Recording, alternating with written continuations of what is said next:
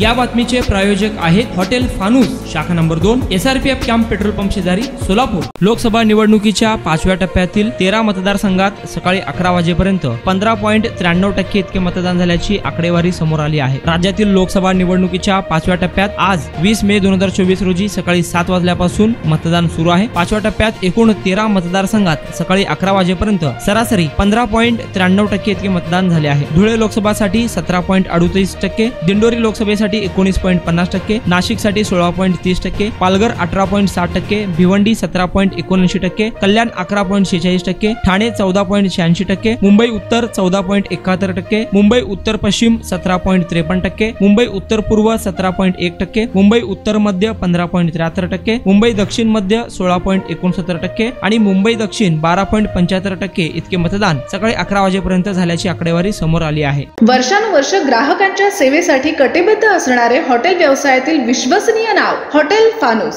Hyderabad road वरील hotel फानूसच्या यशस्वी वाटचालीनंतर सोलापुरात आता नव्याने आपल्या सेवेत हॉटेल फानूसची दुसरी शाखा सुरू झाली आहे। शहरापासून जवळच स्वच्छ सुंदर वातावरणात फॅमिलीसाठी स्वतंत्र सोय, VIP गेस्ट साठी स्वतंत्र AC रूम, दिल्ली, मुंबई, हैदराबाद येथील स्पेशल डिशेस आता फक्त हॉटेल फानूस शाखा नंबर 2 मध्ये।